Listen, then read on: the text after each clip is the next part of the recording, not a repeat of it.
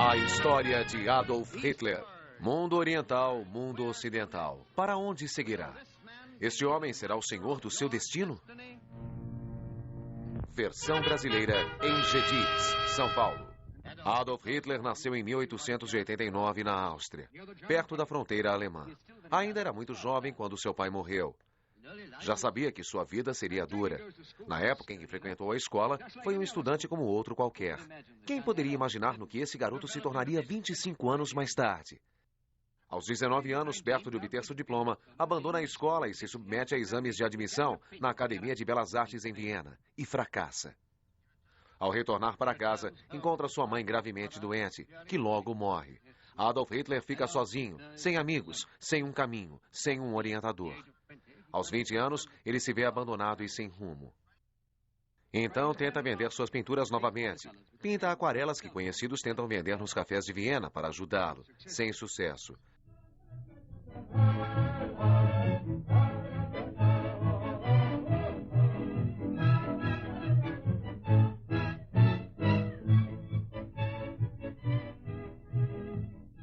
Então começa a fazer cópias dos grandes mestres e põe seu nome nelas. Desse modo consegue se salvar, garantindo uma cama para dormir durante as noites, nos abrigos públicos de Viena.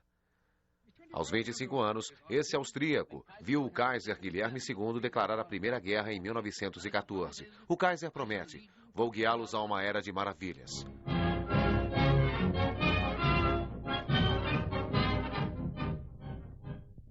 Maravilhas, realmente. Os alemães inventaram uma nova guerra de horrores, a fumaça de gases venenosos, contra os quais não havia armas para lutar.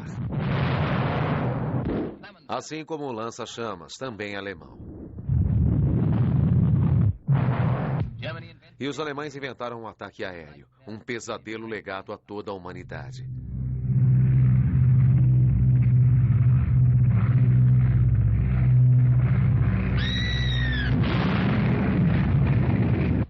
O Lusitânia. 1.200 homens, mulheres e crianças mortos desapareceram sem deixar vestígios. Os alemães inventaram um ataque aéreo, um pesadelo legado. Outra invenção alemã. Hitler sonhava com a glória militar, mas no início se manteve a segurança e a paz. Mas, assim como a Alemanha, sua pátria foi derrotada e arrasada. E ele se vê metido em 4 anos de combates, que não lhe dão nada, a não ser lutar sem esperança. Outra decepção. Pela primeira vez, deixa crescer um bigode que mais tarde se tornaria seu símbolo. Hitler, aos 30 anos, ainda é um fracassado. Todavia, precisava sobreviver. A Era de Maravilhas do ex-Kaiser tornou-se uma época de pobreza e caos.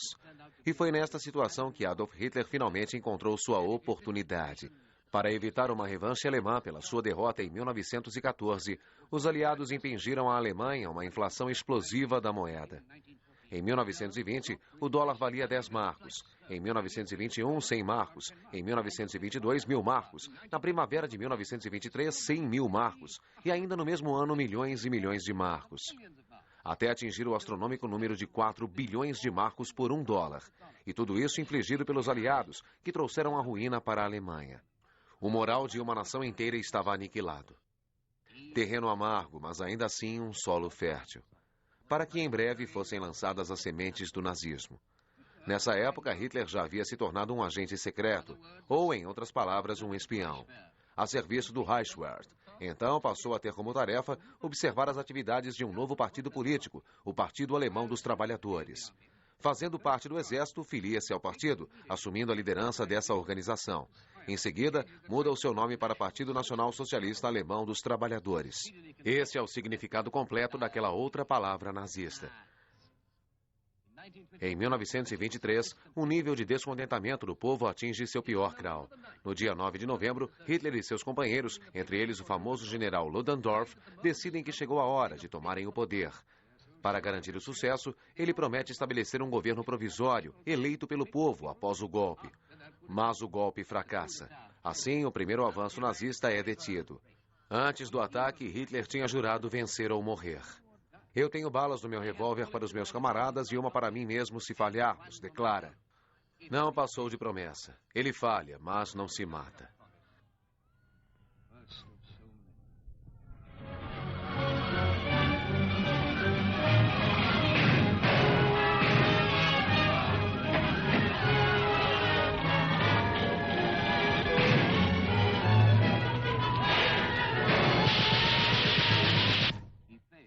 Foge. Logo é pego e levado a julgamento.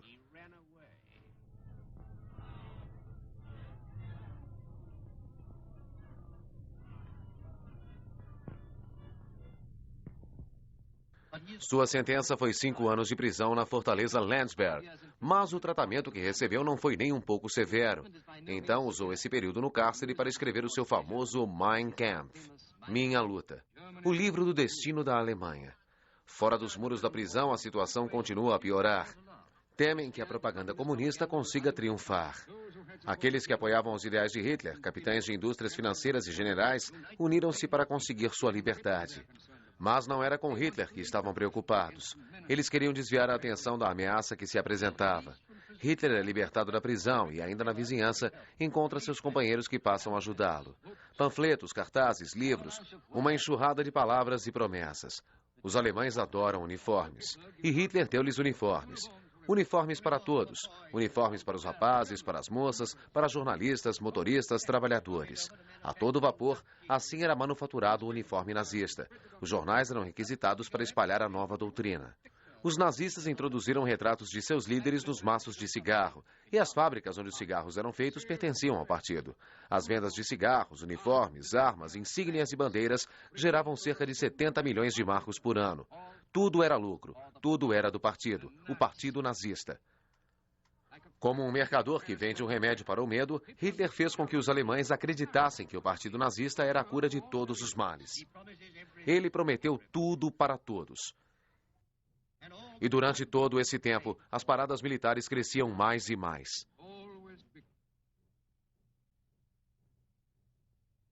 Assim, o povo na miséria, com fome e desempregado, buscava as fileiras da organização nazista. O pequeno grupo tornou-se um exército, o exército particular de apenas um homem. O homem que rapidamente se transformaria no ditador da Alemanha, ditador da própria Europa. Neste momento, os alemães mais aliviados estavam muito eufóricos para suspeitar que o alvo desejado era apenas um, o Reichstag. Este parlamento em Berlim foi incendiado na noite de 27 de fevereiro de 1933, dias depois da sua assim chamada eleição, o que confirmou a obsessão de Hitler em conquistar a chancelaria. Os comunistas foram acusados de serem os incendiários e Hitler propõe que os bolchevistas sejam expulsos. Todavia, precisava encontrar alguém para ser o responsável pelo incêndio. Então, um jovem holandês chamado Marius van der Lubbe é preso pela polícia próximo às ruínas em chamas. Embora não houvesse testemunhas, foi acusado e levado a julgamento. Van der Lubbe é condenado pelo crime, assim como todos os outros, exceto Toglar, que é libertado. Hitler é confirmado como chanceler e anuncia a sua política. Aos trabalhadores de todas as idades, nada de greve. Aos pequenos comerciantes, leis contra as grandes lojas. Para as mães e crianças, proteção contra trabalho infantil. Promessas. Promessas para manter uma nação inteira nas correntes da escravidão. Desfiles eram organizados para homenageá-lo. Ovações seguidas de ovações. Mas esse grande maníaco não se satisfazia. Um obstáculo ainda se interpunha entre ele e sua ambição. Hindenburg, o presidente da República. É bom não esquecer que a Alemanha é uma república. Saudado como o grande marechal e legendária figura da Grande Guerra. Um herói nacional, um ídolo, e por trás dele estava o exército alemão, que ainda não havia sido tocado pelos tentáculos nazistas. Mas Hindenburg está velho, muito velho. E Hitler sabia que ele não viveria muito. Decide então que se tornará presidente também. Objetivo alcançado. Ele rearmou a nação numa escala nunca antes vista na história da humanidade. E Toglar caminhava por seus meios. Ele era uma marionete. Hindenburg nomeou o general von Schleicher como seu sucessor. Hindenburg e seu sucessor não foram perdoados e encontraram seu castigo. General von Schleicher e o fantoche Ernst foram derrubados, varridos pelos pervertidos, unidos pelo mesmo propósito de derrubar Hitler. Hitler, como sempre, atacou de imediato e sem misericórdia. General Göring recebeu a tarefa de reforçar Berlim.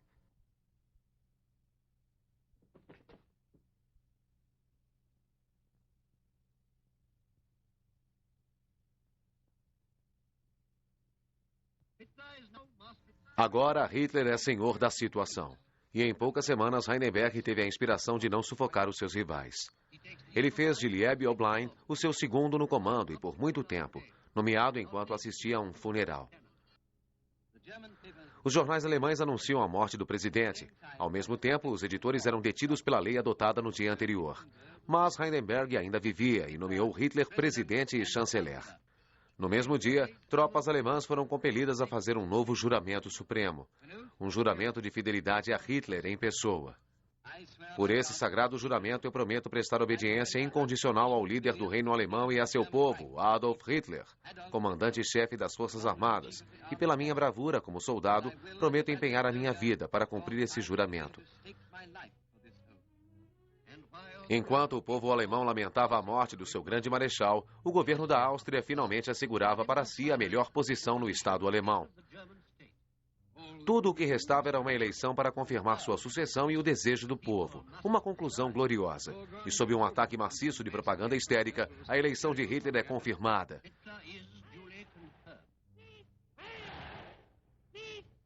Mais aclamações, mais ovações. Mas o público esperava por mais. Queria todas as suas reivindicações atendidas. De imediato, Hitler não pôde atendê-las, porém depois as atendeu. Impôs a postura neonazista e antissemita. Colocou em prática seus princípios de racismo, segundo o qual somente os arianos puros poderiam viver e propagar a raça na Alemanha. Divergindo dos ideais dos outros líderes germânicos,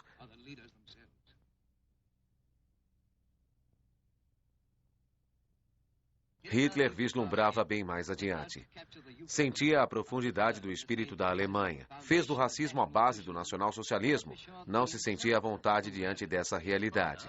Seu pai era filho natural de Anna Schickel-Gruber. Logo, Hitler seria herdeiro desse nome. Caso se tornasse o senhor da Alemanha, ao invés de Heil Hitler, imagine a saudação nazista com o ridículo grito de Heil Schickel-Gruber. Então, um senhor chamado Johann Georg Hitler, aos 84 anos, casa-se com Anna Schickel-Gruber e assume Alois Schickel-Gruber, o pai de Adolf, como seu filho, que tinha 39 anos na época. Alois Schickel-Gruber Georg Hitler foi o homem a quem Maria Clara Pauls, uma camponesa, se rendeu e engravidou aos 40 anos. Homens famosos por serem judeus foram forçados a fugir do país. Ganhadores do Nobel, como Einstein, James Franz, Freud, todos tiveram que fugir. Se sinais racistas não foram suficientes, eles podiam ser mais convincentes. Lojas eram invadidas, destroçadas, tomadas, destruídas. Qualquer tentativa de resistência era pretexto para uma pancadaria. Uma apropriação coletiva foi imposta aos judeus em toda a Alemanha. A soma total chegou a milhões de marcos. As riquezas foram confiscadas e usadas para ajudar a custear o colossal rearmamento da Alemanha.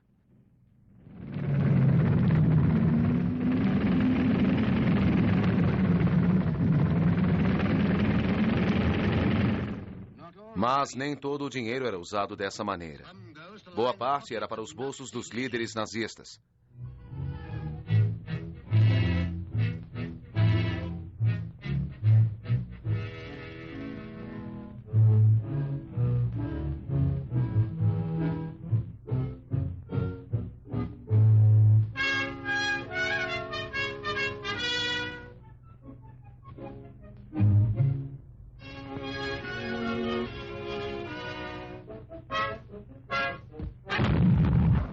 Essa é a grande dúvida. O estranho lado suave do seu caráter complexo. Escoltado por sua fiel guarda pessoal, mostra-se solitário, nessa impressionante paisagem, lado a lado com o ídolo gigante que fez de si mesmo. Hitler nada sabia sobre o sentimento comum à humanidade, pois ele só conhecia uma única paixão que o absorvia e dominava. Queria ser apenas o maior, o mais poderoso, o único. E até mesmo estar acima de Deus, o qual não conheceu. Até mesmo o clero teve de submeter a sua vontade. Não queremos qualquer outro Deus, somente a própria Alemanha, gritava Hitler. E Goebbels ecoava. Deus não se manifestou em Jesus Cristo, e sim em Adolf Hitler. Fora com os falsos profetas. Deixem-nos a June. E June será a fonte de todo o mundo. Todos os tipos de livros divulgavam a doutrina nazista. Bolchevismo, um fruto da cristandade. A queda dos deuses. A esperança é a guerra.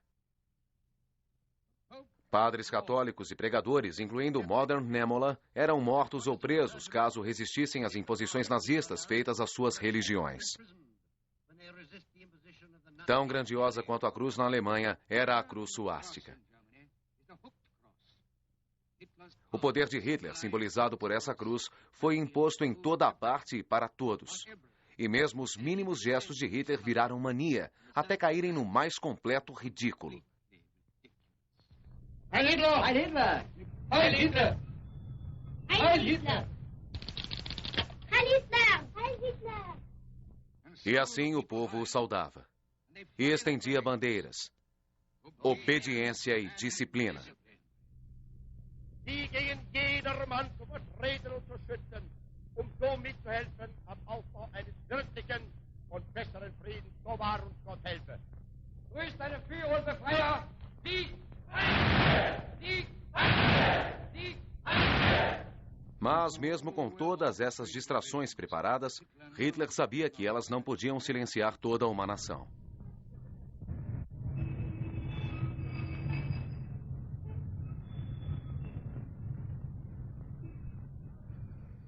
Havia aqueles que gostavam de alcançar além dessa barreira viva, a máquina feita de entusiasmo.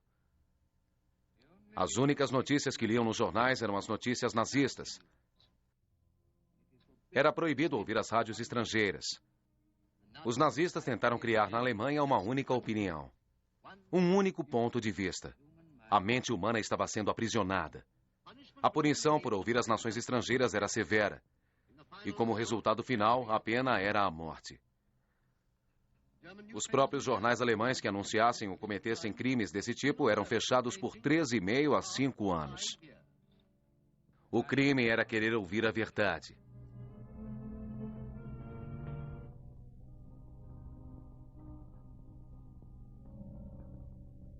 Mas o povo ouvia e engenhosamente enganavam seus vigias e ouviam a verdade.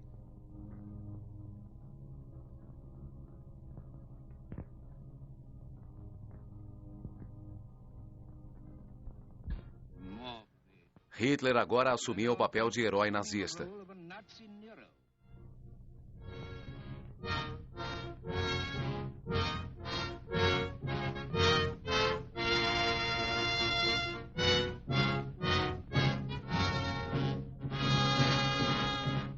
E lança-se em jogos mais atrevidos. Dass Sie an diesem 29. Ihre Pflicht erfüllen, sollen unseres Volkes und seiner Zukunft liegen. Denn wir sind vergänglich, aber Deutschland wird bestehen.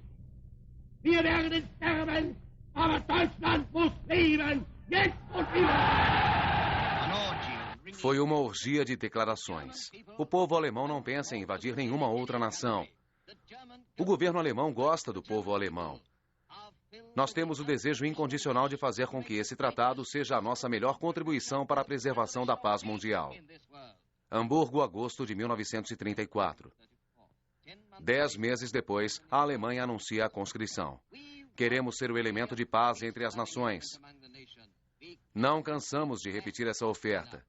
Para ratificar e consolidar o nosso programa de governo e reafirmar que não mentimos, afirmamos que o povo alemão jamais quebrou a sua palavra.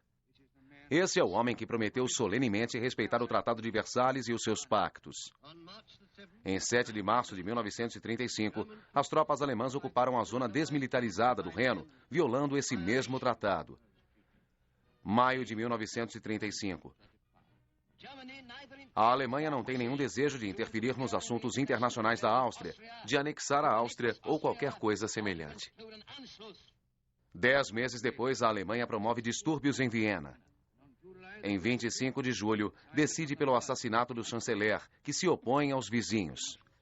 Os nazistas disfarçados com os uniformes do exército regular austríaco interrompem as transmissões das rádios locais e anunciam a renúncia do primeiro-ministro e comunicam que Adolf Hitler assumirá o seu lugar como o novo primeiro-ministro.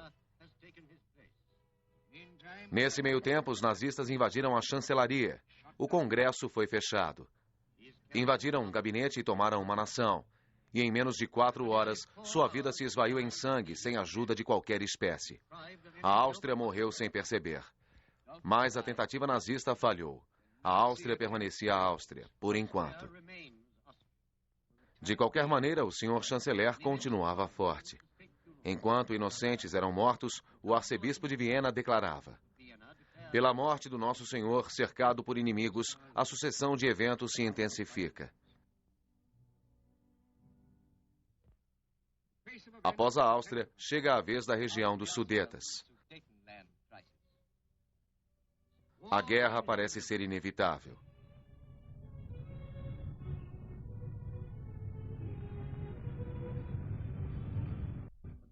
O Pacto de Munique estabelece um novo acordo. Hitler e Göring anexam solenemente a Tchecoslováquia como uma nova nação.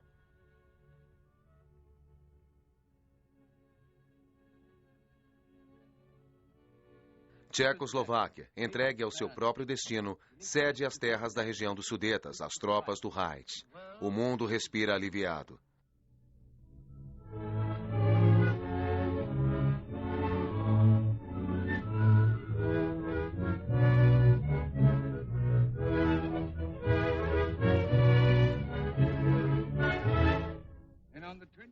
E em 26 de setembro de 1938, Hitler falava sobre a região dos Sudetas. Este é o último território que irei reclamar na Europa. Eu garanti ao Sr. Chamberlain, e repito agora, quando os territórios dos Sudetas estiverem assentados, a Alemanha não requisitará mais nenhum território na Europa. Essas foram as palavras do próprio Führer.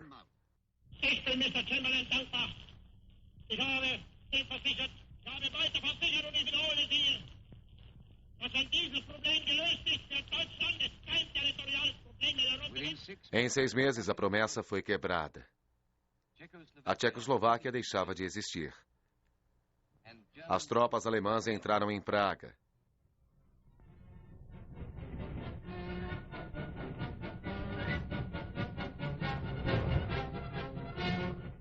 E no mesmo mês, as forças de Berlim tomam o porto de Memel. A Lituânia cai.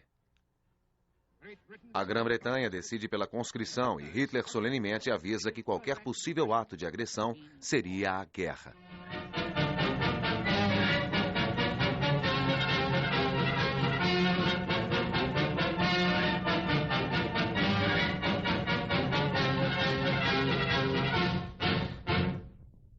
O tempo corre. Em agosto de 1939, aconteceria o ataque mais cínico de todos. 2 anos antes, Hitler declarou: entre a Alemanha e a Rússia há diferenças que jamais serão superadas. Mas von Ribbentrop chega em Moscou e assina um pacto de não agressão entre Hitler e Stalin. O espanto que percorreu o mundo logo se transformou em sofrimento. Tão paradoxal era essa súbita amizade entre os dois ditadores. Alguns cartoons tentaram explicar a situação. Eu mudei meu emblema um pouquinho só para te agradar. Não há nada de novo, Alteza. Hitler e Stalin escondem suas intenções de Catarina a Grande. A Alemanha estava tão espantada como todo o mundo. Especialmente as pessoas mais velhas não conseguiam entender tão fantástica associação. Mas Hitler estava concentrado apenas nos jovens do futuro. Recrutados em tenra idade dentro da grande máquina nazista, eram as expressões da vontade de Hitler. Eles farão apenas o que Hitler quer. Que crime! E agora o final e maior crime de todos. Polônia invadida. Bombas sobre as cidades. Mais de 350 navios, minas e torpedos causaram as mortes. Países que não permaneceram neutros: Finlândia, Dinamarca, Noruega. Ninguém, por mais longe que estivesse, estaria a salvo. Polônia, Holanda, Bélgica. A segurança sumiu da Europa. E ainda mais um crime. A França também é deixada em ruínas pelos cães de guerra da Europa. Temeroso, o filho de Hitler voa para a Escócia. Hess pousa de paraquedas.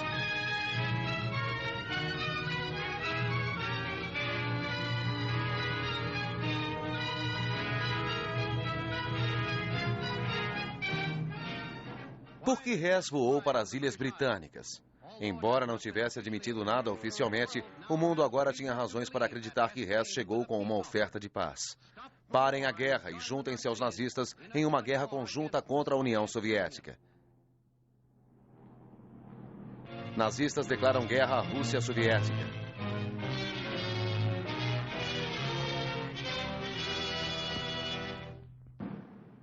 Hitler encara um novo inverno com guerra e fome. Agarra a fraca Ucrânia e os seus poços de petróleo para os novos materiais de guerra. Atacar a Rússia era a ordem. Outra promessa quebrada, outro crime de Hitler.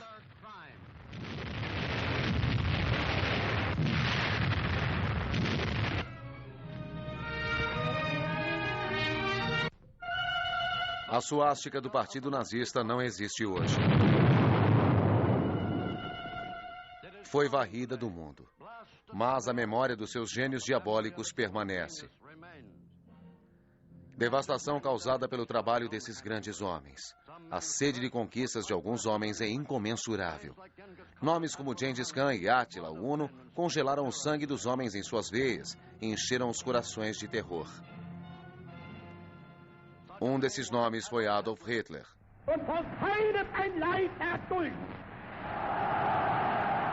Que tipo de homem foi esse? Louco, ditador fanático do Terceiro Reich? Se alguém realmente conheceu Adolf Hitler, certamente foi a sua própria família. Essa é a irmã de Adolf Hitler. Seu nome é Paula Wolf. Ouçam suas palavras. Eu me lembro quando éramos crianças e brincávamos juntos, meu irmão Adolf era sempre o líder. Os outros só faziam o que ele queria. Parece que ele tinha um instinto para fazer com que a sua vontade fosse a mais forte que a dos outros. Ele tinha tudo para se tornar um oficial do governo, como acabou acontecendo. Mas meu irmão não estava satisfeito.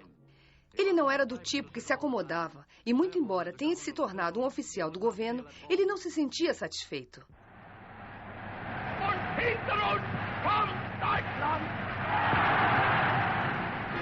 Hitler nunca encarou ninguém.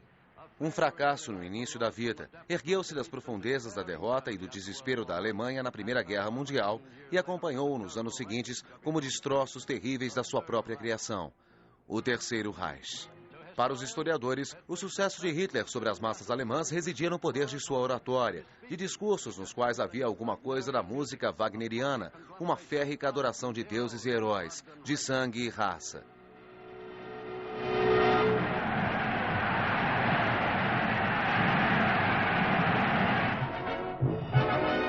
A tomada de seus rapazes em Kaiserville, na Alemanha, foi logo dita. Nas ruas da cidade, entre as multidões, as câmeras procuravam em vão pelos filhos, oficiais de São Patrício. Bem distantes estavam os sonhos de ser um poeta, um arquiteto, um artista. Mas tornou-se um pintor de paredes e quase sempre era um trabalhador comum. Durante a década de 20, o mundo nada soube sobre ele. 1914.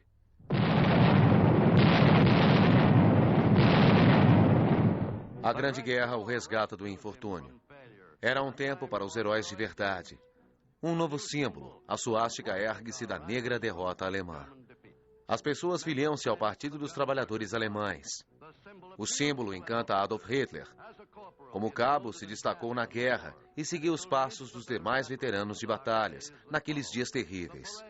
Os pequenos desfiles desse antigo partido é agora uma nova força política, que se torna o nacional-socialismo ou partido nazista. Estamos agora em 1920 e Hitler assume a liderança do partido. 1923. Hitler e o general Ludendorff lideram um ataque à cervejaria em Munique. Hitler vai para a prisão. E o fanático Dr. Goebbels assume o partido. Do quartel-general em Munique, Goebbels grita que irá construir o Terceiro Reich com propaganda. Enquanto o desfile continuava, Hitler estava na prisão de Landsberg, escrevendo Mein Kampf, Minha Luta, a Bíblia do movimento nazista, a resposta a todas as misérias da depressão. Lutem, lutem! Julius Shelby, um recente seguidor de Hitler e companheiro de prisão durante os dias de uma Alemanha em desespero, relata: Eu digo que enquanto estivemos juntos como prisioneiros em Landsberg, Adolf Hitler passou o tempo trabalhando em seu livro Mein Kampf. À noite, durante o jantar, quando nos reuníamos, ele costumava ler vários capítulos de seu livro, discutíamos. Os participantes principais dessas discussões eram Hess, Goebbels e o Dr. Weber. Para nós, jovens, Era como se fosse um treinamento, se assim posso dizer. Porque naquela época não sabíamos o que Adolf Hitler planejava fazer. Fora da prisão e agora um herói, um Hitler feliz retomou o controle do partido. A saudação fascista emprestada de Mussolini tornou-se parte do ritual, junto com as bandeiras e estandartes. Outros pontos em comum com os fascistas italianos foram construídos. Hitler e Rudolf Hess encontram-se com Mussolini em Munique, talvez procurando uma maneira de dividir seu poder. O antissemita fanático Julius encontra seu par e o terreno ideal é assentado para a cooperação entre fascistas e nazistas, antes mesmo de Mussolini voltar para Roma. Além dos padrões dos desfiles, discursos inflamados e rituais, existe um propósito diabólico. Hitler escreveu em seu Mein Kampf: os homens são animais de briga. A nação que for uma comunidade de lutadores é uma unidade de luta e qualquer organização viva que deixe de lutar encontra sua destruição. O atual governo é fraco, portanto, os verdadeiros alemães devem lutar contra esse governo. Discurso após discurso, Hitler espalha seu dogma para o povo alemão, mas não sem ampliar suas manobras militares e disputas políticas. 1928. Hitler tem 12 cadeiras no Reichstag alemão. Por volta de 1930, a depressão mundial se abate, sobra a Alemanha e Hitler agora tem uma aliada. Levas de desordens nascem pelas mãos dos nazistas e em 1932 controla 230 cadeiras. Violências e intimidações tornam-se parte de um padrão. Os jornais repletos de propaganda inflamada carregam suas mensagens. 1932. Hindenburg derrota Hitler pela presidência por uma margem bem estreita, mas o fim está próximo para ele. 3 de janeiro de 1933. Hindenburg se rende. Hitler é nomeado chanceler. E num desfile de tochas acesas, seus seguidores prestam tributo ao seu indiscutível senhor da Alemanha. As milícias do partido, as guardas de elite SS, as tropas de assalto SA estavam todas lá, espalhando terror por todo o país. Hitler agora tinha apoio dos grandes quartéis alemães. Colocando em prática seus planos delineados no Mein Kampf, o alvo de toda a educação e de todos os recursos era fazer um alemão se tornar um soldado.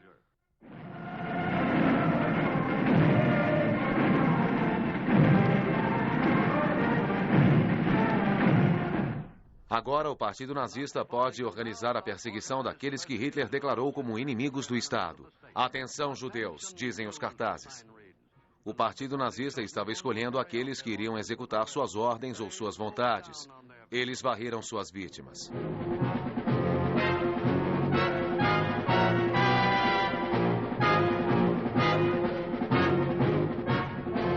Milhares foram esmagados dia e noite. Hitler escreveu em Mein Kampf: somente a aplicação da força bruta, usada, contínua e implacavelmente, pode forçar a decisão em favor do lado que a apoia.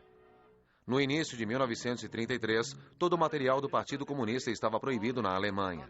Após o incêndio do Reichstag, 4.000 foram mortos ou confinados em campos de concentração, atrás de cercas com arames farpados.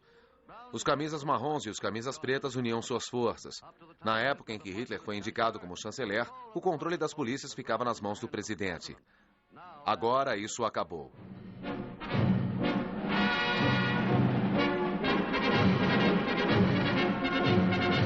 A guarda política era comandada por Hermann Göring, cuja forma de barril de sua figura contrastava com a elegância dos homens sob seu comando.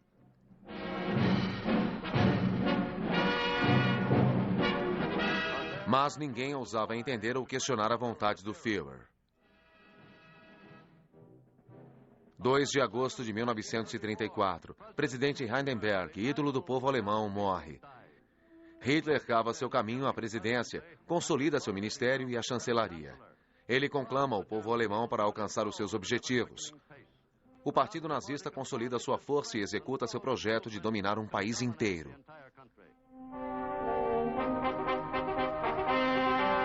Hitler começa a adquirir a famosa pose e se autoconvence ser um messias, torna-se totalmente um ditador. Meses antes contou aos membros do Reichstag detalhes de seu plano sanguinário. O ministro Hermann Göring disse Hitler tem sido o anjo vingador do Führer. Kurt von Schleicher e sua esposa foram fuzilados. O capitão Johannes Probe, outrora um companheiro de Hitler, se foi. Louvado seja Hitler. Já que ninguém pergunta o que aconteceu com a justiça comum, digo que sou o responsável pelo destino do povo alemão. Pelo Tratado de Versalhes, ter grandes exércitos estava proibido.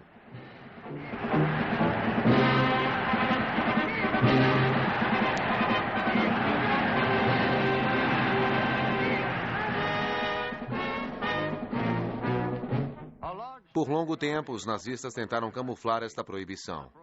Desde 1925, criaram a organização conhecida como a Esquadra de Proteção, que originou o Schutzsattenfeld. Havia o Corpo de Combate e o Corpo de Milícia do Trabalho. Cada vila, cada aldeia, cada cidade aderia ao programa de treinamento para jovens se transformarem em soldados a serviço do Reich. Esses batalhões de trabalhadores estão empenhados em servir a Hitler nesses termos.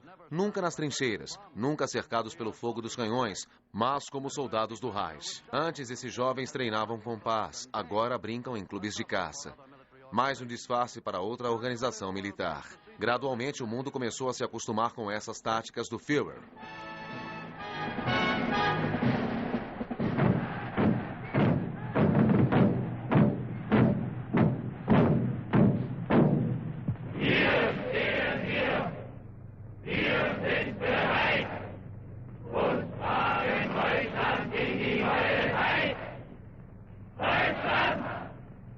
Kamerad, woher stammst du?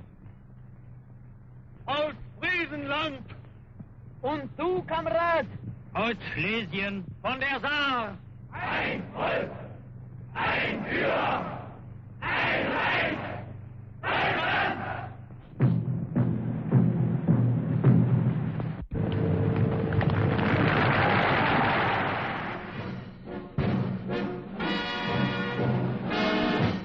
E assim, com audácia, os dias passavam e a conspiração contra a paz mundial logo estaria forte o suficiente para esquecer os falsos batalhões de trabalhadores e sua falsa paz.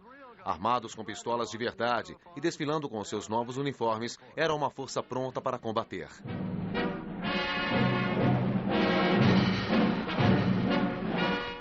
Cavalaria. Outra violação ao Tratado de Versalhes, o qual havia proibido sua formação, passa em revista diante dos especialistas.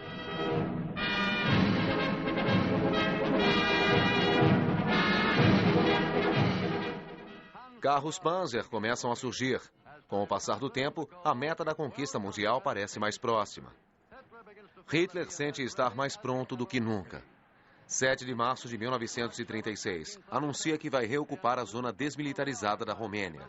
As tropas marcham para o oeste, 35 mil homens. Não se preocupem, Hitler diz aos aliados, isso é apenas simbólico.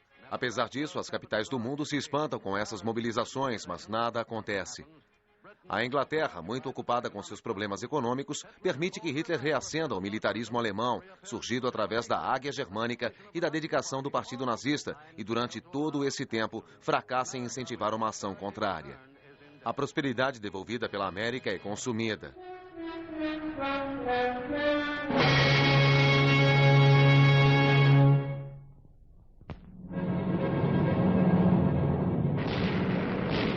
Em 1938, Hitler tem uma força aérea de 1.500 caças de primeira classe, tanques e carros blindados para suas ágeis divisões motorizadas e 10 milhões e meio de soldados treinados. 11 de março de 1938, o Führer faz o seu primeiro movimento através das tradicionais fronteiras alemãs. Invade a Áustria e, em 2 dias, o marionete, o chanceler austríaco, proclama a unificação dos dois países. Outra carta diplomática nas mangas de Hitler, a ressuscitada marinha alemã, o pesadelo para as expostas rotas marítimas da Inglaterra. Japão, França e Itália assinaram o infame Pacto de Munique. Setembro de 1938. Com uma marcha, Hitler dobrou o contingente que permanecia próximo à Tchecoslováquia. Uma grande quantidade de munição forma arsenais do exército nazista, mais armas para as conquistas do Führer. O Pacto de Munique tornou-se um símbolo de apaziguamento e o mundo tentava adivinhar onde seria o próximo ataque. Agora a Rússia começa a se preocupar. Nada parecia ser suficiente para Adolf Hitler, cujo encontro com seu destino já estava marcado. O mesmo que em poucos anos tornara-se chanceler da Águia Alemã e agora fazia o mundo tremer novamente. Protegendo a França, a linha de defesa Siegfried era guardada por armadilhas antitanques e canhões. Mas a ação de Hitler seria a leste. Sim, a Polônia seria o próximo alvo. Como a Alemanha e a Itália assinaram um pacto militar, as divisões alemãs foram enviadas para as fronteiras polonesas e iniciaram suas manobras. O mundo, que aguardava por uma intervenção russa, ficou chocado quando Hitler e Stalin assinaram um pacto de amizade. Não demorou até o mundo reconhecer que as manobras realmente eram uma preparação para outra invasão de Hitler.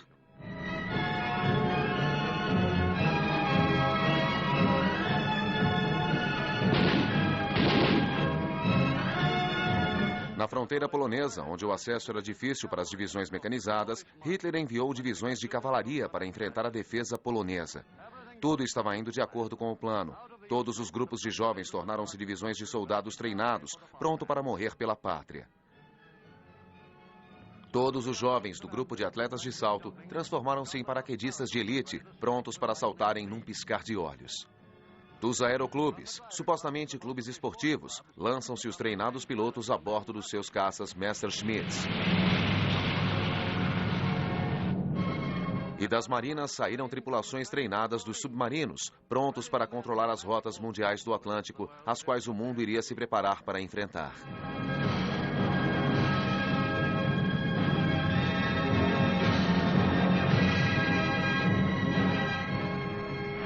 Sim, os grupos de jovens cumpriram o seu propósito no plano mestre nazista. 1º de setembro de 1939. As estações de rádio da Alemanha, divulgadoras de comunicados, aguardam por algo grande.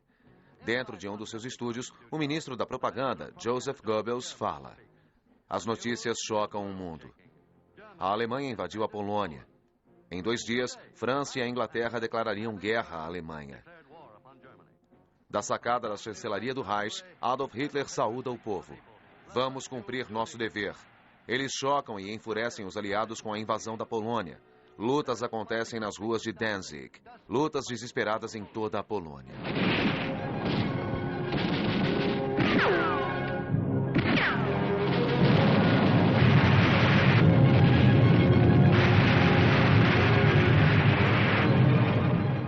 A Polônia é literalmente incendiada diante dos olhos do mundo, enquanto a divisão Panzer executa a primeira do feroz Blitzkrieg.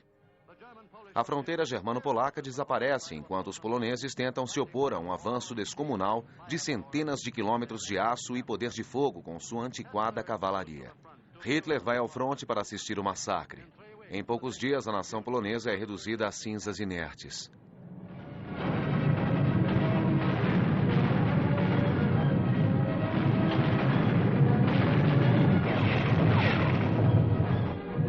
Inglaterra e França tentam ajudar esse país invadido, mas não há nada o que possam fazer.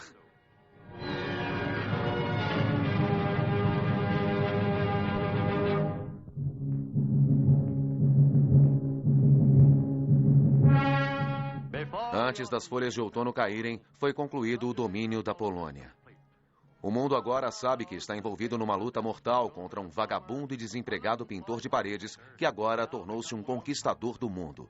O manipulador fanático já é familiar. Mas e quanto ao homem?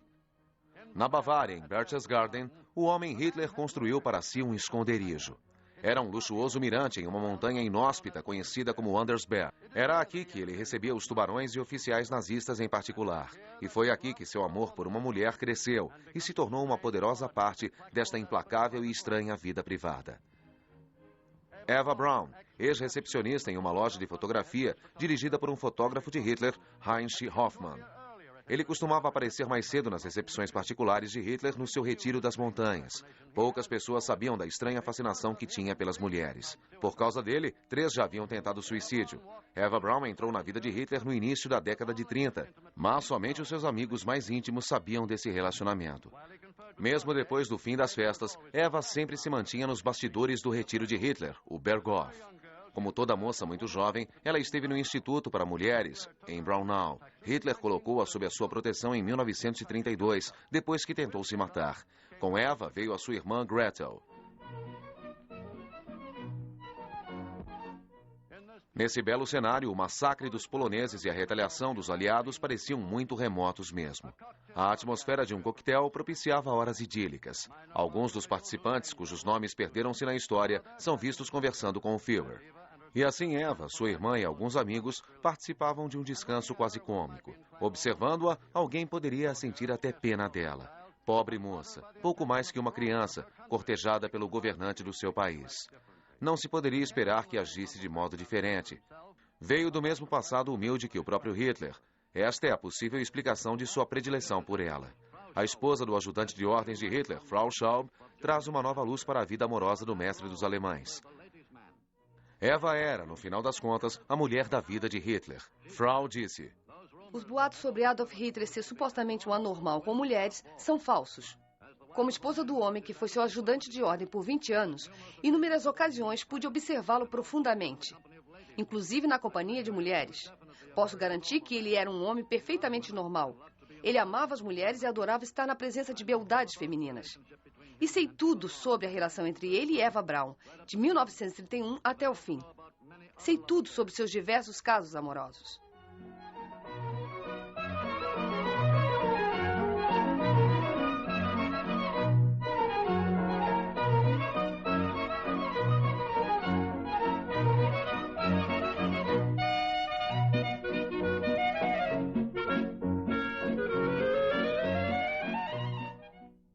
Eva foi vista pela primeira vez com Hitler nesta casa, em Munique, e depois no esconderijo de Berchtesgaden, após o término de sua construção.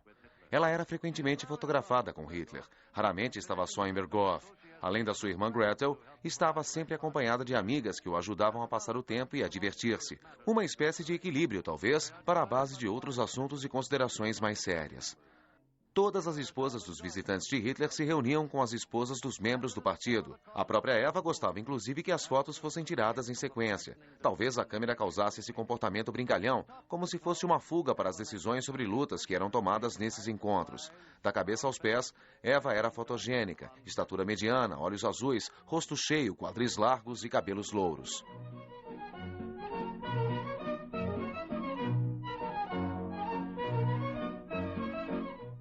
Não se tem registro de qualquer comentário de Hitler sobre sua namorada, e de outros se tem opiniões pertinentes.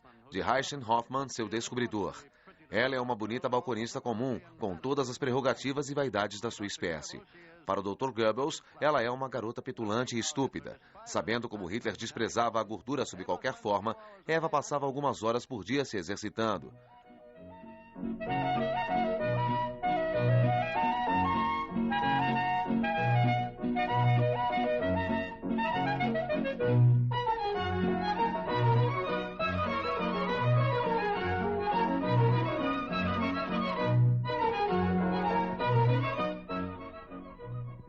Naturalmente que Hitler consumia horas lidando com milhares de compromissos e obrigações e não era capaz de dar atenção que uma garota normalmente esperaria. Em algumas das anotações em seu diário, fala com raiva de Hitler, de sua negligência e de sua própria infelicidade. Ela também sente orgulho de ser amante do maior homem da Alemanha e do mundo. Então, ela não se importa mais em ser negligenciada por ele.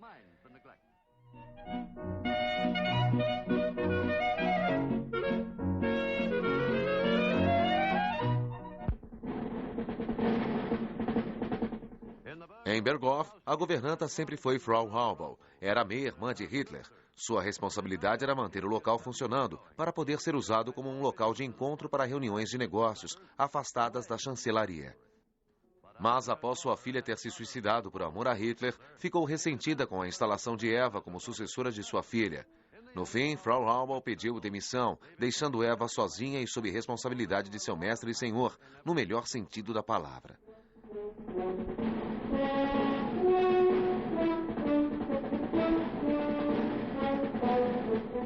Com os anos, o guarda-costas de Hitler, o cruel Martin Bormann, transformou o Berghof numa segunda chancelaria que estava sempre à espera de convidados.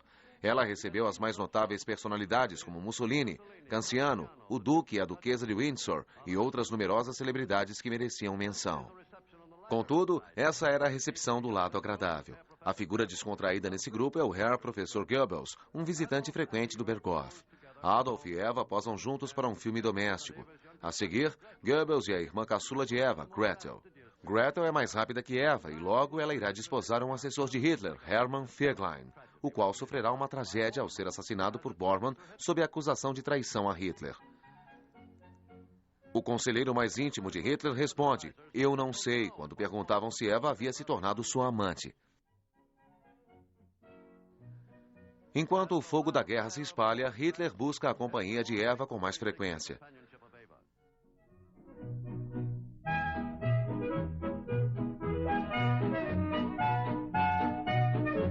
Surgem fofocas sobre Hitler e Eva serem os pais de uma criança, mas parecem falsas. Esse bebê é provavelmente filha de uma de suas amigas.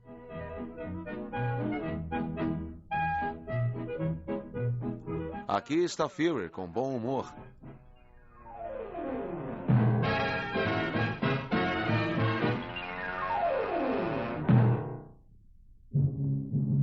É difícil de imaginar agora o que a Grande Guerra está esperando.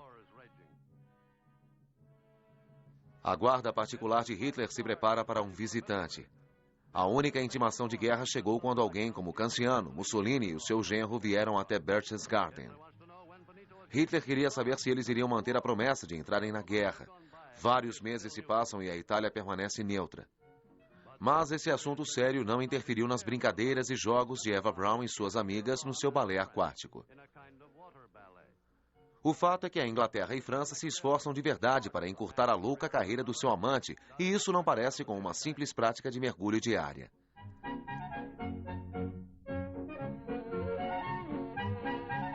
Nas cestas de piquenique não poderia faltar a gostosa cerveja.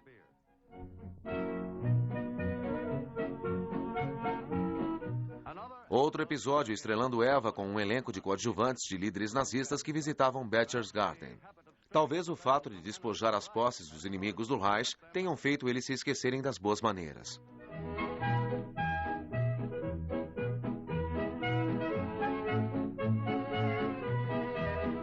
As garotas de Berghof estavam sempre preocupadas em proporcionar diversão. Os seus folgados colegas ficam bem aliviados dos outros negócios de Berghof, os planos para a conquista do mundo.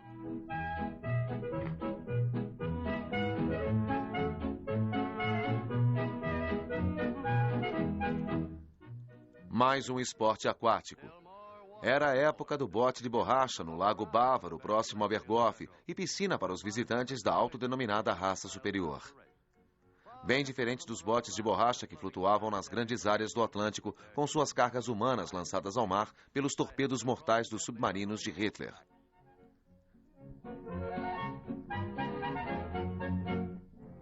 Um relatório gráfico para Führer. As baixas do inimigo e os planos para as conquistas seguintes. Era primavera novamente em 9 de abril de 1940, e os aviões nazistas voam em outro céu. Após um breve show aéreo e o desfile de poucas divisões, Dinamarca e Noruega caem diante do exército alemão. Esses pequenos países não puderam resistir ao poder concentrado desse exército e receberam suas ordens de rendição através de estações de rádio controladas pelos nazistas.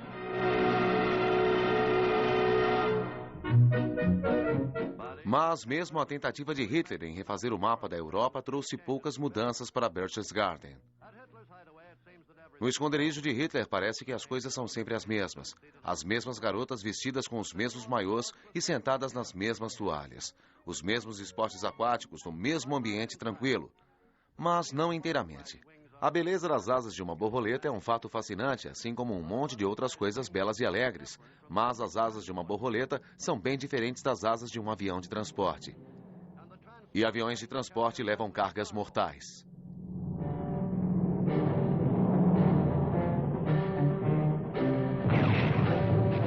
Numa mistura de cores, a corrente de luz dos Panzer penetram na Holanda e a cerca quase que imediatamente, depois na Bélgica.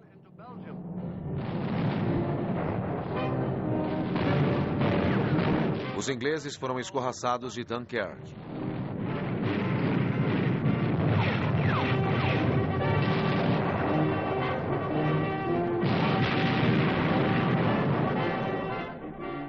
Dessa vez, Paris, na primavera, era uma Paris triste. Pela segunda vez neste século, as tropas alemãs marcham sob o Arco do Triunfo. 27 de junho de 1940, no mesmo vagão de uma linha de trem, na floresta de Compiègne, onde os alemães sofreram as humilhações de 1918, os franceses são forçados a assinar um infeliz armistício. Entre os alemães, houve congratulações em todos os lugares, e o Führer realmente se permite comemorar pela primeira vez, e quase dança de alegria.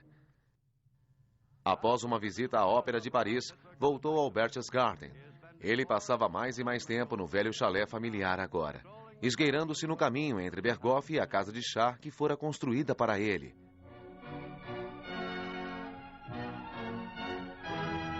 Enquanto Eva era deixada sozinha como nos primeiros anos, sob o impacto dos tremendos acontecimentos que balançavam o mundo. Eva passa por mudanças, percebe o papel que representa no drama de seu amado. E dessa vez, quando Julius ataca seus convidados, ela atua com mais dignidade.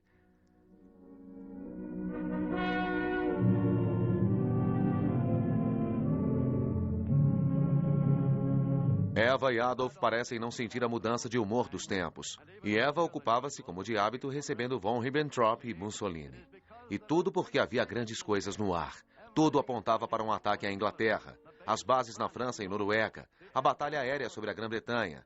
Mas Hitler tem outros planos, e não só dos seus conselheiros próximos, como Joseph Goebbels e Heinrich Himmler. –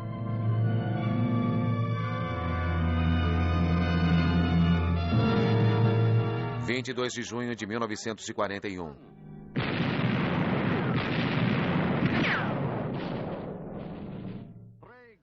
Três grandes grupamentos do exército nazista atingem a Rússia em vasto fronte, do Golfo da Finlândia ao norte, do Mar Negro ao sul. O mundo está em choque. Ninguém esperava por isso.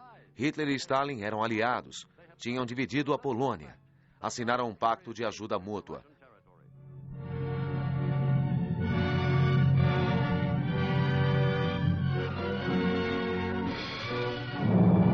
Mas os nazistas penetraram profundamente no território russo. O avanço foi rápido porque a Luftwaffe tinha o controle absoluto do ar. No Kremlin, com uma voz contida, lenta e tímida, Stalin ordena a seu povo que queimem a terra. O ataque japonês a Pearl Harbor, em 7 de dezembro de 1941, trouxe novos aliados aos generais do Comando Supremo. Eisenhower e Bradley juntam-se a Montgomery e Tedder.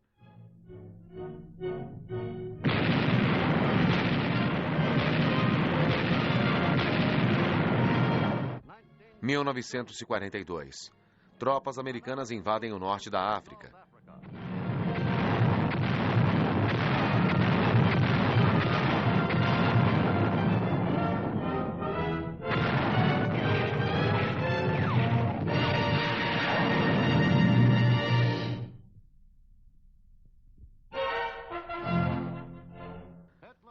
A invasão russa de Hitler atola em um grande lodaçal de sangue e fogo, cujo vértice era Stalingrado. –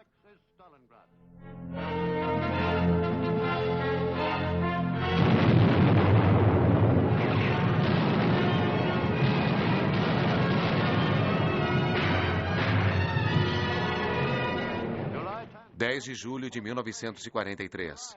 Os aliados invadem a Sicília. Hitler e Mussolini conferenciam. Führer não gosta de como as coisas estão indo lá no sul. Há um ditado que diz: ditadores cavalgam em tigres dos quais eles não ousam desmontar. Hitler dá uma bronca no ditador italiano por causa da Rússia e percebe que seu exército está desabando. Eva ainda está nos bastidores do Berghof, fazendo seus exercícios sozinha, enquanto seu Führer luta com os problemas titânicos da guerra.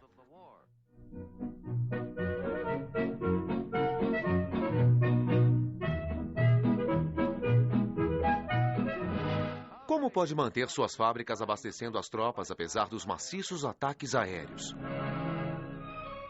Como conseguir mais operários para o trabalho escravo se a vontade de trabalhar é criada pelo terror e tortura, cuja energia física é sugada pela falta de comida, de acordo com as regras da insana economia germânica?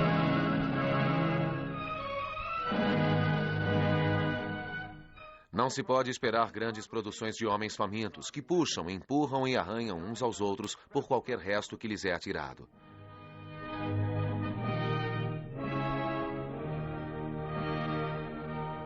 A sua existência desesperada nem mesmo é considerada pelos residentes no retiro particular do Führer, no topo de uma montanha na Bavária.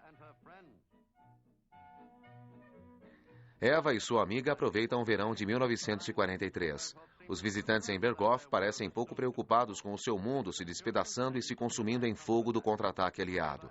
A pequena Eva e suas amigas dificilmente teriam capacidade para tal especulação. Sua irmã Gretel, mais pesada agora, aproveita a pequena cachoeira da correnteza perto de Berghof.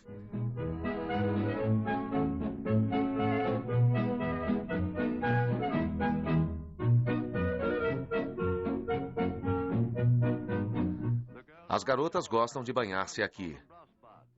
Essas cachoeiras são muito refrescantes nesses dias quentes de verão. Mas os banhos nos campos de concentração alemães são em chuveiros bem diferentes.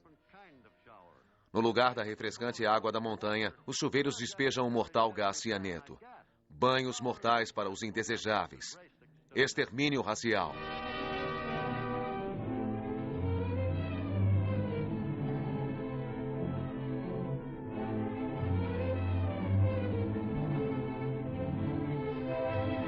Mesmo as roupas serão reaproveitadas. Na contabilidade mórbida do Terceiro Reich, nada que seja útil é desperdiçado. 8 de setembro de 1943. Sob proteção da escuridão, tropas americanas e inglesas atravessam o Estreito de Messina e invadem a Itália. General Mark Clark lidera a invasão.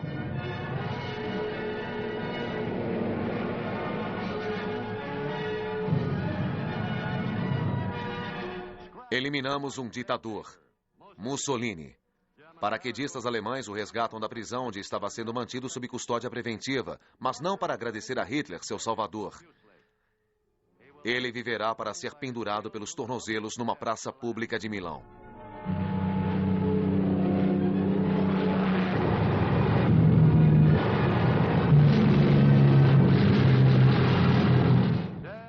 Dia e noite, bombardeiros britânicos e americanos decolam nas bases da Grã-Bretanha e do norte da África para bombardear a Alemanha. E na Alemanha, os bombeiros estavam constantemente ocupados pelos milhares de ataques aéreos. Foi em 1944 quando os aliados retomaram seu mais lindo controle aéreo. Aviões planavam pelo céu levando uma chuva de destruição sobre Colônia, Hamburgo e Berlim, varrendo campos de petróleo, estações ferroviárias e plataformas de lançamento de foguetes. Nunca antes uma guerra causou tamanha destruição nas obras humanas. A visão de Hitler para a conquista do mundo começava a desaparecer. Uma batalha em Monte Cassino, na Itália.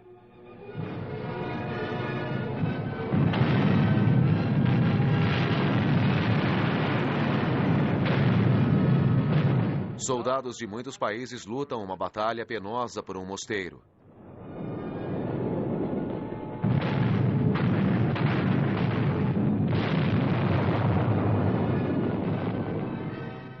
E eles o tomam e seguem para Roma. Esse é mesmo um exército aliado. Se entendem através da linguagem universal dos sinais. Aqueles que não conseguem entender são civis abandonados. Eles sabem pouco sobre o ditador maluco que causou sua miséria, especialmente as crianças. Ao longo das estradas esburacadas pelas bombas, procuram por abrigo. Agora voltemos a um dos últimos príncipes de Berghof. É aniversário do filho de uma das amigas de Eva, e com guerra ou sem guerra, ele merece uma comemoração. Mas mesmo em um aniversário, os problemas continuam a pressionar pesadamente a mente de um ditador. O cerco está fechando, mas tem de haver ainda uma atacada, um golpe de mestre. E então os bombardeios, dia e noite e dia. Esse é o pagamento que mereço por Varsóvia, Roterdã e Coventry? E para o menino que ganhou a festa de aniversário, como será a próxima? Se é que haverá uma próxima. –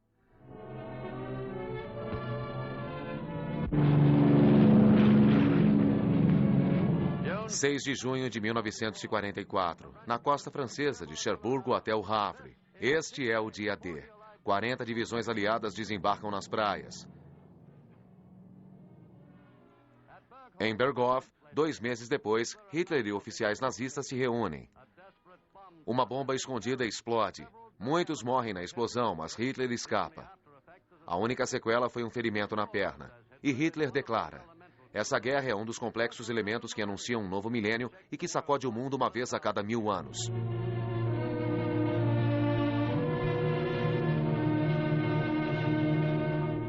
Schaub, um assessor pessoal de Hitler, diz: o estado de saúde de Adolf Hitler piorou por causa das contrariedades no fronte, especialmente depois da batalha em Stalingrado. Ele não conseguia dormir, seus nervos pioraram e foi forçado a tomar remédios. Mas é preciso eliminar esses boatos. O seu cérebro estava funcionando perfeitamente bem até a hora de sua morte.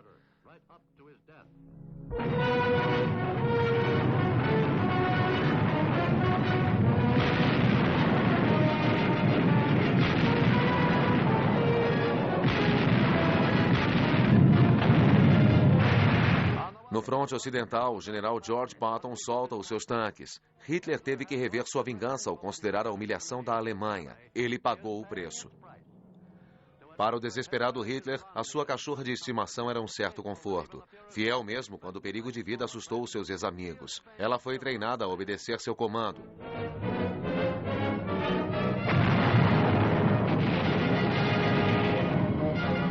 As coisas iam de mal a pior no fronte russo. As tropas alemãs foram expulsas da Romênia, Bulgária, Iugoslávia e Grécia. O próximo movimento russo seria no coração da Alemanha. Tropas alemãs encaram com bravura o maciço ataque russo, mas os resultados são inevitáveis. Quando as tropas ficam sem homens, sem armas, famintas e com frio, não se veem mais pegadas na neve. Desastre seguido de desastre. Os aliados se espalham através da França e dobram a área da própria Alemanha. As tropas alemãs agora se rendem aos milhares.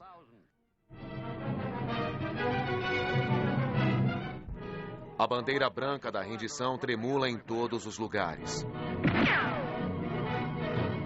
Os soldados americanos descem a suástica e em seu lugar colocam listras e estrelas.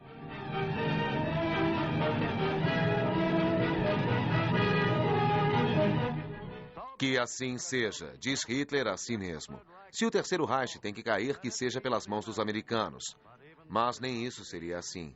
Houve um último acerto e os ingleses e americanos ficaram além do Elba. Os russos tomaram Berlim. Hitler vê pichações nos muros. Ele precisa voltar a Berlim para obter a vitória ou morrer tentando. Então, ele e Eva Braun seguem até lá e refugiam-se na chancelaria. Lá os esperam grandes sacrifícios.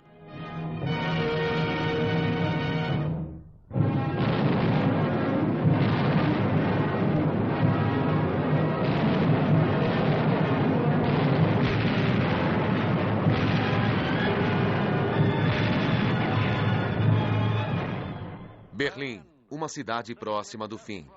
O dia todo e a noite toda os canhões estrondam. Civis decidem correr para um abrigo melhor.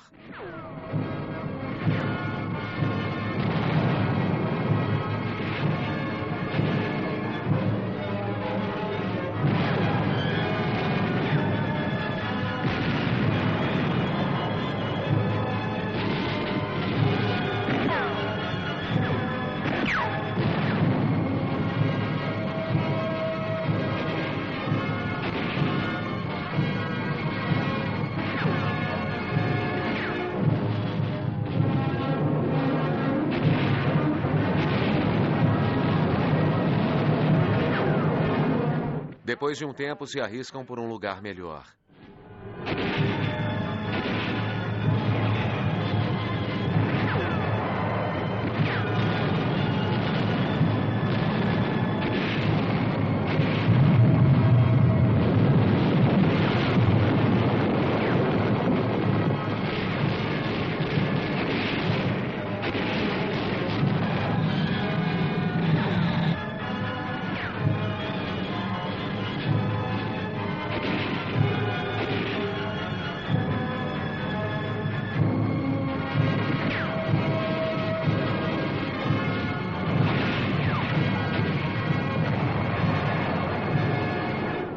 (20 de abril de 1945. Os russos fazem uma varredura nos subúrbios de Berlim quando Hitler reuniu seu staff, a reunião final.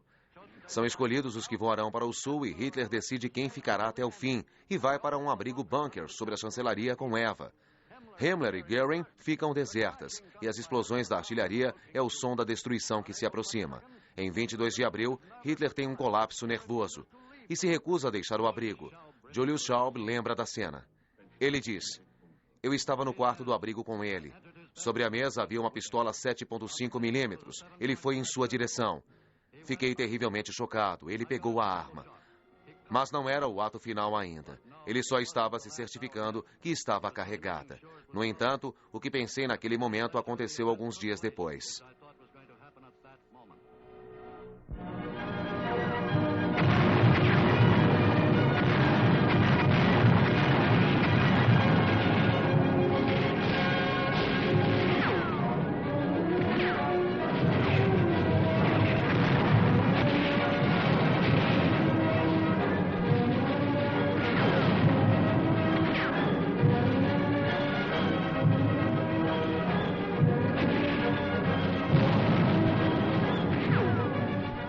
Assim que as defesas de Berlim foram rompidas, cápsulas de veneno foram lançadas contra as paredes da chancelaria.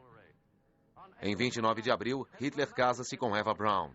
O piloto particular de Hitler, Hans Bauer, fala sobre as derradeiras ordens de Hitler. Ele diz: aproximadamente uma hora antes de Hitler morrer, em 30 de abril, chamou por mim. Quando me apresentei a ele, pegou minhas mãos e me disse: Bauer, quero dizer adeus. Por um instante, fiquei sem palavras. E ele levou 20 minutos para dizer adeus. E a outra coisa que me disse: Bauer, eu tenho mais 2 ordens para você. A primeira é: eu o torno pessoalmente responsável por queimar os cadáveres da minha esposa e o meu. A segunda é: diga isso ao Bormann. Continue com Dönitz. Dönitz será meu sucessor natural. Eu dei ao Bormann um grande número de documentos para levar ao Dönitz. Todo o tempo fiquei paralisado pelo modo superior de Hitler falar. E eu não podia acreditar que esse seria o fim.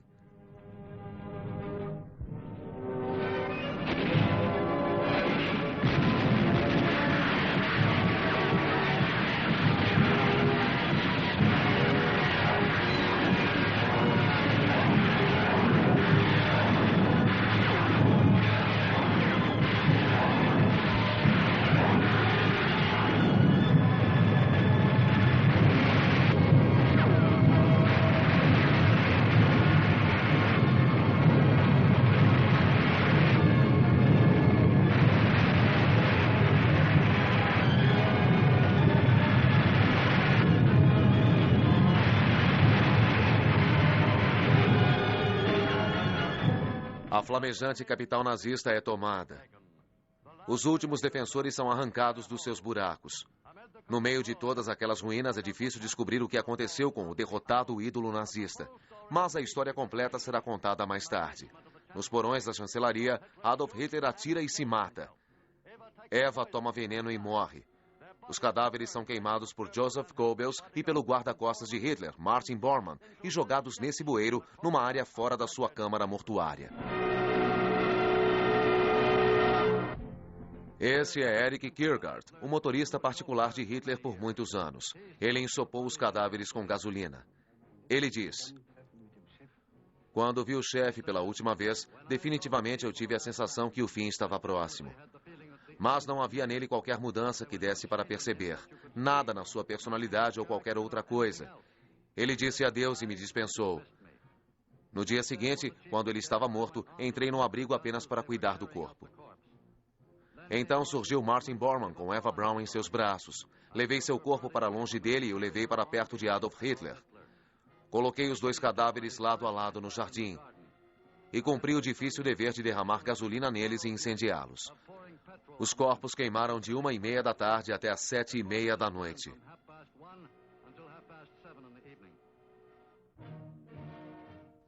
Joseph Goebbels atira nos seus 6 filhos e um guarda da SS atira na sua esposa e nele mesmo. E os russos hasteiam sua bandeira no topo do portão de Brandenburgo. As tropas de ocupação americanas chegam do oeste. Estrelas e faixas são hasteadas. Os líderes aliados, incluindo os generais russos e americanos, assumem. O Terceiro Reich morre numa última catástrofe convulsiva. Os canhões disparam aleatoriamente. Os russos atiram em qualquer pessoa suspeita. Berlim, 4 de maio de 1945. Uma cidade de ruínas fumegantes que, assim como a Fênix, deverá ressurgir de suas cinzas. Adolf Hitler deixou uma marca em sua pátria que será lembrada por mais de 1000 anos. Pelos mesmos anos que disse o quanto o Terceiro Reich duraria. O lugar particular de Hitler nas montanhas, Berchtesgaden, compartilha com o destino de Berlim. O cenário de sua estrela, Eva Braun, foi destruído. Os atores deixaram o cenário para sempre. Os líderes nazistas estão mortos ou encarcerados. E a líder, a própria Eva, é um cadáver em decomposição, impossível de ser reconhecido. E o que dizer do ator principal? O operário de meio expediente que liderou o seu povo a uma conquista mundial, que tomou o caminho da violência, tortura, campos de concentração, câmaras de destruição em massa, responsável por outras destruições. Morto ou vivo, Adolf Hitler permanece como um símbolo da tirania. O pior dos tiranos, que não alcançou sua louca ambição, Não se deteve nem mesmo com a servidão do seu próprio povo, mas deteve-se somente quando foi solta diante do mundo, na guerra mais cruel dos registros da história. A calma voltou à grande pátria do Berghof. Uma calma que, a despeito da cruel lição a ser aprendida da vida de Hitler, ainda não retornou ao mundo. O horrível espectro do homem carrasco do homem ainda habita em nós.